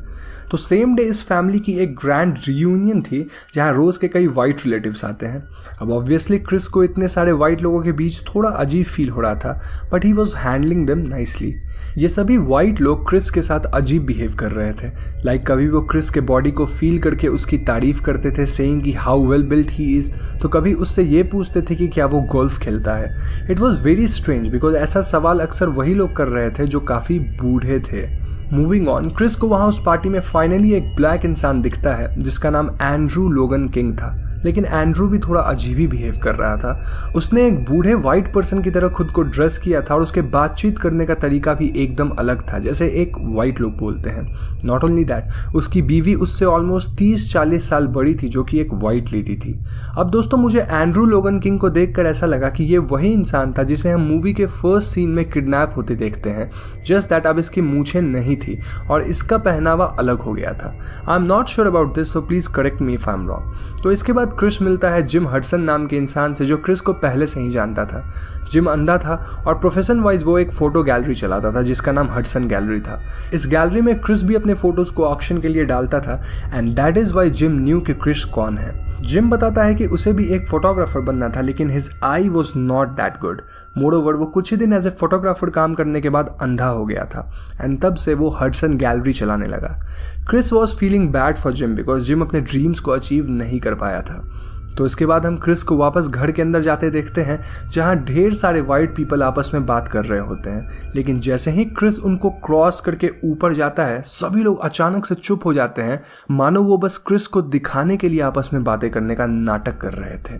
तो जब क्रिस कमरे में पहुंचता है तो उसे अपना फ़ोन चार्जिंग से डिस्कनेक्टेड दिखता है, जिसके कारण his phone was out of juice. वो रोज़ को बोलता है कि जरूर जॉर्जिना ने ऐसा किया होगा, may be because Georgina hates Chris. इसके बाद क्रिस अपने फ़ोन को चार्ज पे डालता है और वो अपने पुलिस फ्रेंड रॉड को कॉल करता है। वो रॉड को बताता है कि लास्ट नाइट रोज़ की मदर ने उसने हिप्नोटाइज किया था और यहाँ जितने भी ब्लैक लोग हैं वो सब दिखते तो यंग है, लेकिन उनका हाव भाव एक बूढ़े इंसान की तरह है। रॉड क्रिस को तुरंत वहाँ से निकलने बोलता है क्योंकि उसे लगता है कि ये वाइट लोग ब्लैक पीपल को हिप्नोटाइज करके उन्हें अपना स्लेव बना लेते हैं। क्रिस फ़ोन पे बातें ही कर रहा होता है कि वहाँ जॉर्जिना आके क्रिस से माफ़ी मांगती है। वो बोलती है कि उसने जानबूझकर फ़ोन को चार्ज से नहीं हटाया, बल्कि सफाई करते वक्त जब उसने फ़ोन को उठाया तो वॉइड अपने आप ही हिल गई और निकल गई। क्रिस भी उसका कंप्लेन करने के लिए अपोलोजाइज करता है और वो बोलता है कि he is just nervous because there are too many white people around. इस बात पे हम जॉर्जिना को अजीब सा रिएक्शन देते हुए देखते हैं। आई मीन ऐसा लग रहा था कि वो कुछ बोलने की कोशिश कर रही है, लेकिन उसके मुंह से आवाज़ नहीं निकल पा रही है। उसकी आंखों में आंसू भी थे, लेकिन जब वो बोलती है तो वो अगेन एक बूढ़ी औरत की तरह कुछ अलग ही बात बोलती है, एज इफ उसका शरीर कोई और है और उसके शरीर के अंदर कोई और है। क्रिस को बहुत अजीब फील होता है और वो बाहर एंड्रू लोगन किंग की फ़ोटो लेने जाता है बिकॉज उसे ऐसा लगता है कि उसने एंड्रू को पहले कहीं देखा है। फ़ोटो लेते वक्त फ्लैश चमक जाती है और हम एंड्रू का एक्सप्रेशन चेंज होते हुए देखते हैं। उसके नाक से खून निकल रहा था और वो अचानक से क्रिस पे हमला कर देता है। वो बार बार चिल्ला रहा था get out get out. And इस सीन को देखकर हम व्यूअर्स 100% श्योर हो जाते हैं कि यहाँ कुछ तो गड़बड़ जरूर है। सभी लोग एंड्रू को एक कमरे में ले जाते हैं, जहाँ से निकलने के बाद वो वापस ठीक हो गया था एंड अगेन एक बूढ़े इंसान की तरह जोक्स मार रहा था। इस सीन के बाद रोज़ क्रिस को अपने साथ वॉक पे ले जाती है, जहाँ क्रिस रोज़ को अपने बचपन की कहानी सुनाता है। क्रिस बताता है कि जब वो 11 साल का था तो उसकी मॉम की एक्सीडेंट हो गई थी जिसमें उनकी मौत हो गई थी। उस रात क्रिस की मॉम घर नहीं आई थी एंड क्रिस 911 पे कॉल करने के बजाय टीवी देख रहा था because he was addicted to TV. अगर वो अपने मॉम के ना आने पे पुलिस को बुलाता तो शायद उसकी माँ बच जाती बिकॉज एक्सीडेंट के वो कई घंटों बाद मरी थी क्योंकि वो रोड पे अनअटेंडेड पड़ी हुई थी। क्रिस पूरी रात टीवी देखता रह गया, उधर उसकी मॉम अपनी जान गंवा दी। जब ये सारी बातें हो रही थी तो दूसरी तरफ हम डीन को सभी वाइट लोगों के साथ बिंगो खेलते देखते हैं, लेकिन ये खेल मुझे एक ऑक्शन जैसा लग रहा था बिकॉज वहाँ क्रिस की एक फ़ोटो लगी थी और ऐसा लग रहा था कि वो लोग क्रिस को बेच रहे हैं। उस खेल के विनर थे जिम हडसन, जिनका हडसन गैलरीज था। उसी रात क्रिस एंड्रू लोगन किंग की फ़ोटो अपने फ्रेंड रॉड को भेजता है, जो तुरंत ही एंड्रू को पहचान लेता है। एंड्रू का असली नाम था एंड्रे हेवर्थ, जो कि कई दिनों से मिसिंग था। इस बात को जानते ही क्रिस तुरंत ही वहाँ से जाने का प्लान करता है और वो रोज़ को अपना सामान जल्दी से पैक करने को बोलता है।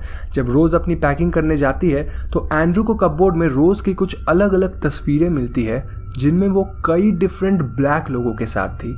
इन लोगों में वॉल्टर और जॉर्जिना भी थे and now they are servants here. Chris एकदम डर जाता है और वो फ़ौरन वहाँ से भागने की कोशिश करता है, लेकिन नीचे रोज़ की पूरी फैमिली क्रिस का रास्ता रोके खड़ी थी। क्रिस रोज़ को चिल्ला चिल्ला कर कार की चाबी देने बोलता है और रोज़ घबरा कर बोल रही थी कि चाबी मिल ही नहीं रही है। एंड देन अचानक रोज़ बोलती है तुम्हें पता है क्रिस, मैं तुम्हें चाबी नहीं दूंगी। ऐसा बोलते वक्त रोज के हाथ में चाबी थी और उसके एक्सप्रेशंस एकदम से चेंज हो गए थे। क्रिस समझ गया था कि रोज ने उसे फंसाया है और वो वहां से भागने की कोशिश करता है, लेकिन मिसी तुरंत ही अपने कप पे 3 बार स्पून मारती है और क्रिस वापस से हिप्नोटाइज होकर सीधा जमीन पे गिरता है। वो वापस से द संकन प्लेस में चला जाता है जहां उसका अपने शरीर पे कोई कंट्रोल नहीं था। दूसरी तरफ हम क्रिस के फ्रेंड रॉड को बार बार क्रिस का फ़ोन लगाते देखते हैं, लेकिन नो वन वॉज आंसरिंग। वो अपने सीनियर ऑफिसर्स को बताता है कि शायद वाइट लोगों ने क्रिस को पकड़ के अपना स्लेव बना लिया है, लेकिन कोई भी उसकी बातों पे भरोसा नहीं करता है। दूसरी तरफ हम क्रिस को एक कमरे में बंधा देखते हैं जहां टीवी पे कुछ वीडियोस आ रही थी। इन वीडियोस में हम यंग आर्मिटेज फैमिली को देखते हैं जहां वो कुछ अजीब सी क्रिप्टिक बातें कर रहे थे। फिर अचानक से उस टीवी पे एक कप एंड स्पून आती है जिसकी आवाज़ सुनते ही क्रिस वापस से बेहोश हो जाता है। अब आई नो आप सभी व्यूअर्स बहुत ज़्यादा कंफ्यूज होंगे कि यहाँ आखिर हो क्या रहा है। Let me explain it to you. तो दरअसल रोज आर्मिटेज की फैमिली एक सीक्रेट ग्रुप का हिस्सा थे जिसका नाम था the order of the coagula. Rose के दादाजी एक न्यूरोसर्जन थे और उन्होंने एक ऐसा मेथड निकाला था जिसके थ्रू वो एक इंसानी ब्रेन को ट्रांसप्लांट कर सकते हैं। इसके लिए पहले विक्टिम को हिप्नोटाइज करना पड़ेगा, फिर उसके ब्रेन का एक ऐसा हिस्सा ऑपरेट करके हटाना होगा जिससे उसका शरीर हर एक फिजिकल एक्टिविटीज़ तो कर पाए लेकिन उसका ब्रेन खुद को ही नहीं पहचान पाए। देन वो दूसरे इंसान जो कि इस विक्टिम का बायर होगा उसका सेम ब्रेन का हिस्सा निकाल कर इस विक्टिम के बॉडी में लगा देगा। इससे जब विक्टिम होश में आएगा तो उसे ऐसा लगेगा मानो वो कोई और है और उसकी बॉडी भी मस्त काम करेगी। विक्टिम्स की कुछ सबकॉन्शियस थॉट्स उसके दिमाग में रहेगी लेकिन उन थॉट्स को हिप्नोटिज्म से कंट्रोल किया जाएगा। एग्जाम्पल, क्रिस को जिम हडसन ने खरीदा था जो कि काफी बूढ़े थे और अंधे भी थे। अब जिम के ब्रेन को क्रिस के बॉडी और उसके सर के अंदर डाला जाएगा जिससे उन्हें मिल जाएगा क्रिस का यंग बॉडी और क्रिस का अस्तित्व हमेशा हमेशा के लिए खत्म हो जाएगा because he'll be stuck in a sunken place. यहाँ से क्रिस सब देख पाएगा, सुन पाएगा, लेकिन वो करेगा उतना ही जो जिम का दिमाग चाहेगा। It's just like being a passenger in your own body which is being controlled by someone else. तो बेसिकली रोज के घर में जो वॉल्टर था वो रोज के दादाजी थे, जॉर्जिना रोज की दादी थी, बस शरीर किसी और का था। सिमिलरली एंड्रू लोगन किंग भी उस बूढ़ी औरत का एक्चुअल पति था जो कि इस यंग बॉडी के अंदर था। ये सभी लोग एक सीक्रेट सोसाइटी के मेंबर थे जिसका नाम था द ऑर्डर ऑफ द कोआगुला और ये सोसाइटी अपने लोगों को दूसरी यंग बॉडीज देकर काइंड ऑफ अमर बना रहे थे। Mind blowing concept. क्रिस को ये सारी बातें उस टीवी के जरिए पता चलती है जिसमें जिम खुद आकर उसे बोलते हैं कि अब उसका शरीर उनका होने वाला है। फिर टीवी पे आती है कप एंड स्पून जिसकी आवाज़ को सुनकर क्रिस बेहोश हो जाता है। दूसरी तरफ ऑपरेशन की तैयारी शुरू हो जाती है और हम डीन को जिम का ब्रेन ऑपरेट करते देखते हैं। जेरेमी क्रिस की बॉडी लाने जाता है और जैसे ही वो उसका हाथ खोलता है क्रिस जिम पे हमला कर देता है। असल में क्रिस जिस चेयर पे बैठा था उसकी रुई निकल रही थी और टीवी पे कप एंड स्पून वाली सीन आने से पहले उसने ढेर सारी रुई को चेयर से निकाल कर अपने कान के अंदर रख लिया जिससे उसे कप और स्पून की आवाज़ ही सुनाई ना दे, जिससे वो वापस हिप्नोटाइज नहीं होगा। तो इसके बाद क्रिस डीन पे हमला करके उन्हें भी मार देता है एंड देन उसे मिलती है ईविल मिसी जिसने क्रिस को हिप्नोटाइज किया था। मिसी क्रिस के हाथ के अंदर चाकू मार देती है लेकिन क्रिस उसी चाकू से मिसी को भी मार देता है और वहाँ से बाहर निकलने की कोशिश करता है। बाहर जाने से पहले जेरेमी होश में आकर क्रिस पे वापस हमला करता है लेकिन क्रिस उसे भी मार देता है। दूसरी तरफ हम रोज को देखते हैं जो कि बिंग पे सर्च करती है top NCAA prospects and result में आते हैं ढेर सारे ब्लैक हैंडसम फिजिकली स्ट्रॉन्ग लड़कों की photos. Obviously she was selecting her next victim. तो क्रिस कार स्टार्ट करके वहाँ से भागता है जब उसके कार के सामने जॉर्जिना आ जाती है और वो कार से टकरा जाती है। इस आवाज़ को सुनकर रोज एक गन से क्रिस पे हमला करती है लेकिन क्रिस जल्दी से जॉर्जिना की बॉडी को कार में रखकर वहाँ से भागता है। नाउ सिंस जॉर्जिना रोज की ग्रैनी थी वो क्रिस पे ये बोल के हमला कर देती है कि क्रिस ने उनके पूरे परिवार को मार डाला। इस हमले से क्रिस के कार की एक्सीडेंट होती है एंड देन घटना स्थल पे आते हैं Walter and Rose. Walter Chris को मारने की कोशिश करता है लेकिन क्रिस वॉल्टर के ऊपर मोबाइल फ्लैश चमकाता है। इससे वॉल्टर कुछ सेकंड्स के लिए वापस सेंसेस में आता है like we saw earlier with Andrew और वो रोज से गन लेकर रोज को ही शूट कर देता है। फिर वो खुद को भी गोली मार देता है। रोज अभी भी मरी नहीं थी और क्रिस उसका गला घोंटकर मारने की कोशिश करता है। तभी हम वहाँ किसी पुलिस कार को आते देखते हैं और इस कार में क्रिस का दोस्त रॉड था जो उसे यहाँ से बचाकर दूर ले जाता है। रोज अब भी जिंदा थी और वो गोली खाकर उसी रोड के बीचों बीच पड़ी थी। मूवी यहीं पे खत्म हो जाती है। अब हम बात करेंगे एक खास क्वेश्चन की जो शायद आप सभी के मन में होगा एंड इस क्वेश्चन का जवाब मूवी में नहीं दिया गया है लेकिन मैं अपनी समझ के हिसाब से आपके सामने कुछ पॉइंट्स रखूंगा। तो सवाल ये है कि अगर इस सीक्रेट ग्रुप के लोगों को बॉडीज ही चाहिए थी तो वो लोग ब्लैक पीपल को ही क्यों विक्टिम बनाते थे, वाइट लोगों को भी तो बना सकते थे। इसका जवाब सिंपल है। रोज के एंसेस्टर 1936 के ओलंपिक क्वालिफायर में एक ब्लैक इंसान से रेस में हारे थे एंड तब से उन्हें ऐसा लगने लगा था कि genetically black people are stronger, faster and better. यही वजह है कि वॉल्टर रात को दौड़ रहा था क्योंकि उसके अंदर रोज के दादाजी थे और वो दौड़कर अपनी 1936 वाले रेस की हार की भड़ास निकाल रहे थे। नॉट ओनली दैट, कुछ लोगों को ऐसा भी लगता है कि आज के ज़माने में ब्लैक इज़ इन फैशन, यानी ब्लैक होना इज़ ए प्रिविलेज। तो इन्हीं पॉइंट्स को देखते हुए ये लोग ब्लैक लोगों को ही उठाते थे क्योंकि उन्हें बस एक तंदुरुस्त शरीर चाहिए था। तो ये थी गेट आउट मूवी की कहानी और मेरे हिसाब से ये one of the best psychological thriller movie है। शुरुआत में हम इमरान हाशमी को देखते हैं जिनका मूवी में नाम बोबो है और वो एक बहुत ही जाने माने मजिशियन थे। बोबो की गर्लफ्रेंड का नाम तमारा था जिसका किरदार उमा कुरैशी ने प्ले किया है और ये दोनों मिलकर एक बच्चे को अडॉप्ट करने का प्लान बना रहे थे जिसका नाम जुबीन था।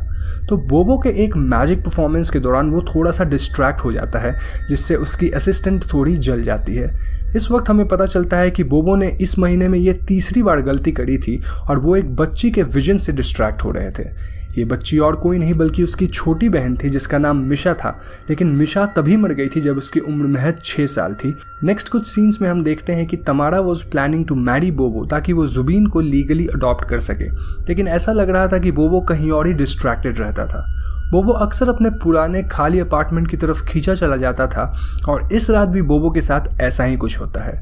उसे इस अपार्टमेंट में एक ट्रेजर चेस्ट मिलती है जिसको खोलते ही उसे अपनी बहन मिशा की लाश दिखती है और एक छिपकली उसकी तरफ जंप करती है। बोबो बहुत ज़्यादा डर जाता है लेकिन ऐन वक्त पे तमारा वहाँ आ जाती है। तमारा बोबो के साथ उस ट्रेजर चेस्ट को अगेन खोलती है लेकिन इस बार वहाँ बस एक डॉल थी। बोबो उस डॉल को अपने साथ घर ले आता है। घर पे बोबो तमारा को बताता है कि उसकी बहन मिशा की तब मौत हुई थी जब वो महज 6 साल की थी और बोबो उस वक्त 11 साल का था। मिशा की मौत शायद एक्सीडेंट में हुई थी और बोबो को खुद मिशा की मौत को लेकर कुछ याद नहीं था। तमारा बोबो को वो पुराना फ्लैट बेचने के लिए कन्विंस करती है लेकिन बोबो इस बात पे ध्यान नहीं देता है। तो नेक्स्ट सीन में हम बोबो को डॉक्टर पाटिल से मिलते देखते हैं जो कि एक साइकियाट्रिस्ट थे और बोबो उन्हें अपनी प्रॉब्लम बताकर उनसे मदद मांगता है। डॉक्टर पाटिल बोबो को हिप्नोटाइज करके उसके दिमाग को बचपन के समय ले जाते हैं जब वो 11 साल का था और उसकी बहन मिशा 6 साल की थी। फ्लैशबैक में हम छोटे बोबो को देखते हैं जो एक किताब पढ़ रहा था और इस किताब का नाम था काल, डायन और शैतान। किताब में लिखा था कि शैतान का नंबर है 666 और छोटा बोबो अपनी बहन मिशा के साथ अपने पुराने फ्लैट के खराब लिफ्ट में जाकर नंबर 666 को दबाता है जिससे लिफ्ट ग्राउंड फ्लोर से कई फ्लोर्स नीचे जाकर जहन्नुम में पहुंच जाती है। छोटा बोबो बताता है कि हर बिल्डिंग का एक अपना नर्क होता है जहां बिल्डिंग के बुरे लोग कैद होते हैं। फिर अचानक इन दोनों को एक विच दिखती है लेकिन इससे पहले वो इन पे अटैक करती। सीन चेंज होती है जहां लिफ्ट का दरवाज़ा खुलता है और बोबो के पिता वॉचमैन के साथ मिलकर इन्हें लिफ्ट से बाहर निकालते हैं। ठीक उसी रात बोबो की नींद 3:25 पे खुलती है और उसे ये खराब लिफ्ट वापस चलती हुई दिखती है। बोबो को इस लिफ्ट से कुछ आवाज़ें भी आती है और उसे वहाँ एक साया भी दिखता है जिसे देखकर बोबो इतना डरता है कि वो भागकर अपने बिस्तर पे सो जाता है। ठीक अगले दिन इस बिल्डिंग में एक नई औरत रहने आती है जिसका नाम डायना था और बोबो 100% श्योर था कि डायना एक डायन है जो कि जहन्नुम से हमारी दुनिया में आई है। डायना का नाम भी थोड़ा डायन जैसा ही है, मतलब Bollywood is so predictable. Anyways, Misha Diana से पूछती है कि आप कहाँ से आई हैं, तो डायना एक क्रीपी स्माइल के साथ बोलती है कि वो नीचे से आई है, बहुत नीचे से, वो भी लिफ्ट में। इस सीन को देखकर हम व्यूअर्स एकदम श्योर हो जाते हैं कि डायना ही सच में डायन है। अब बोबो की माँ कुछ सालों पहले ही गुजर चुकी थी तो बोबो के डैडी सिंगल थे तो उन्हें डायना पसंद आने लगी थी और बहुत ही जल्द डायना इनके घर में भी अपनी जगह बनाने लग गई थी। अब ऑब्वियसली बोबो को ये सारी बातें पसंद नहीं आ रही थी लेकिन डायना तो बच्चों का ख्याल रखने के लिए भी राजी हो गई थी। तो नेक्स्ट सीन में हम बोबो को मिशा के साथ वही किताब पढ़ते देखते हैं जिसमें लिखा था कि डायन अपनी शैतानी शक्ति को जिंदा रखने के लिए एक बच्चे की कुर्बानी देती है, वो भी किसी लीप ईयर में, और ये साल एक लीप ईयर ही था। तो धीरे धीरे डायना इस घर में पूरी तरह से अपनी जगह बना ली थी और वो हमेशा सबका दिल जीतने की कोशिश में रहती थी। किताब में लिखा था कि शैतान दिन का राजा होता है और डायन रात की रानी।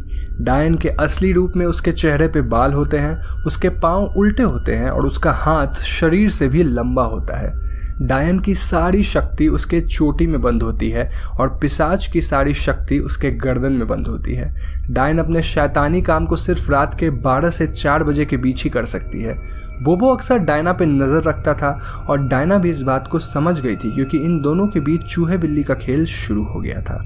एक दिन बिल्डिंग के गार्डन में एक बहुत ही बूढ़ा इंसान डायना को देखकर बोलता है कि वो लीजा दत्त है जिसे आर्थर रोड जेल में फांसी की सज़ा हुई थी।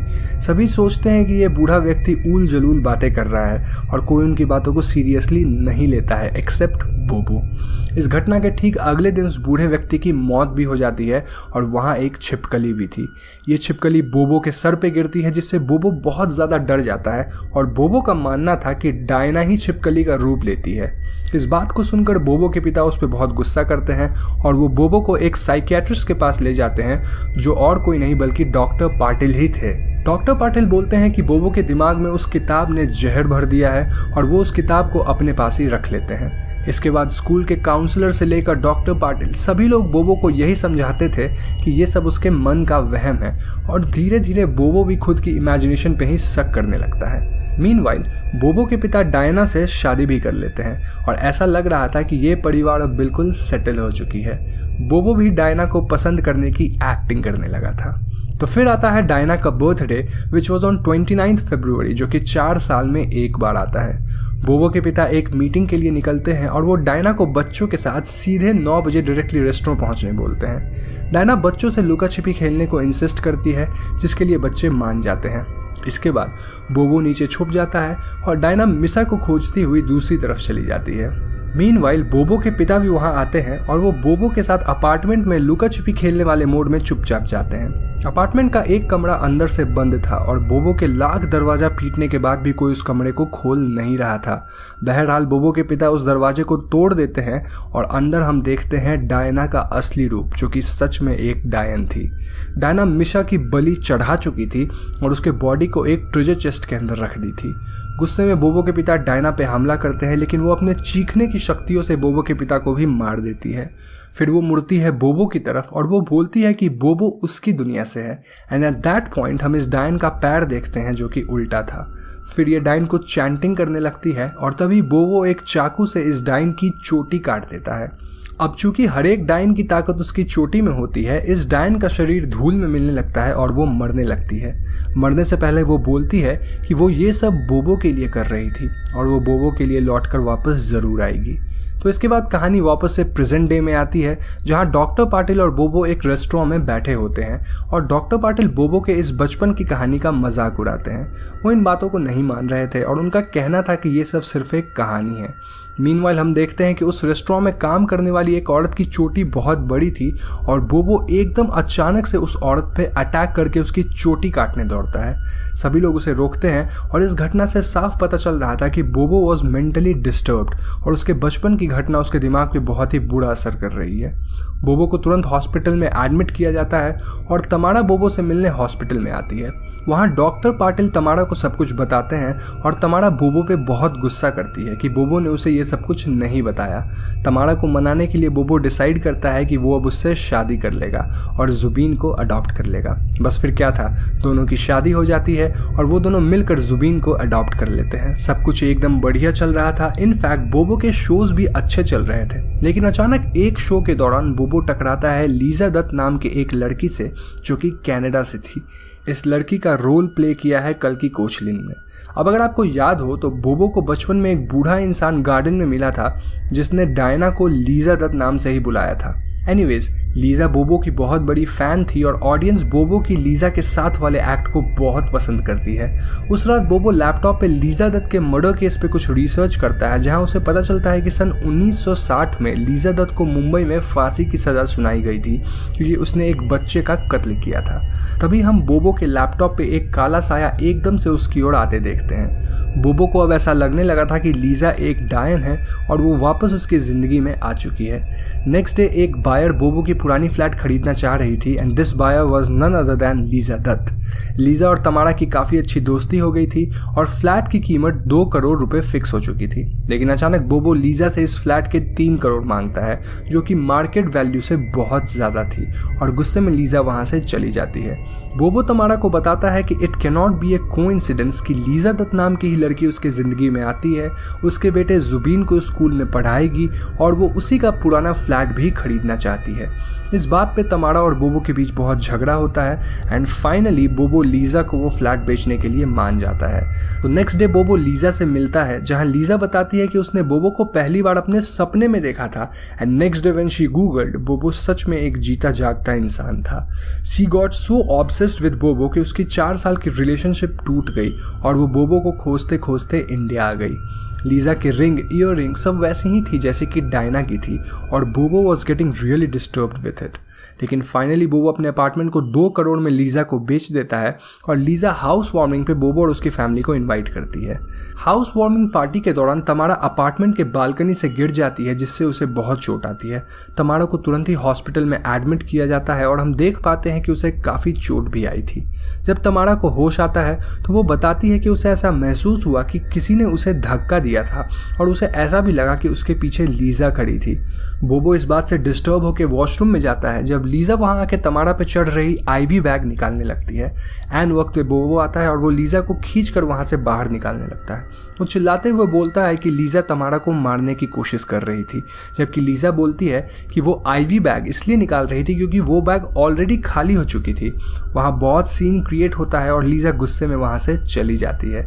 इसके कुछ देर बाद बोबो को डॉक्टर पाटिल का कॉल आता है और वो उसे बोलते हैं कि बोबो वॉज राइट, डायन सच में है और फिलहाल बोबो की जिंदगी भी बहुत ही खतरे में है क्योंकि डॉक्टर पाटिल ने फाइनली उस पुराने किताब को पढ़ा और उन्हें वहाँ कुछ सबूत भी मिले। अब इससे पहले बोबो उनके घर पहुंच पाता हम व्यूअर्स देखते हैं कि डायना वापस आ चुकी थी और वो डॉक्टर पाटिल का कत्ल कर देती है।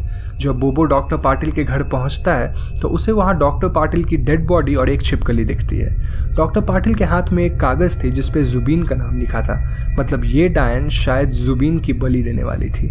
बोबो को तुरंत रियलाइज़ होता है कि आज 29 फरवरी है और शायद आज ही ये डायन उसके बेटे की जान ले। वो फ़ौरन अपने बेटे के स्कूल में जाता है जहाँ से उसका बेटा गायब था। बोबो भागकर अपने पुराने फ्लैट पे भी जाता है लेकिन जुबीन वहाँ भी नहीं था। फिर बोबो इस बिल्डिंग के एलिवेटर में जाता है और वो दबाता है सैटानिक नंबर 666। नंबर दबाते ही ये लिफ्ट वापस जहन्नुम में पहुंच जाती है और वहां बोबो को अपना बेटा एक सैये पे लेटा हुआ दिखता है जहां उसकी बलि दी जाने वाली थी। जहन्नुम में कई और बुरे लोग भी थे और अचानक से हम देखते हैं वहां तमारा को। जी हाँ दोस्तों, डायन लीजा नहीं बल्कि तमारा थी जिसने बोबो से शादी तक कर ली थी।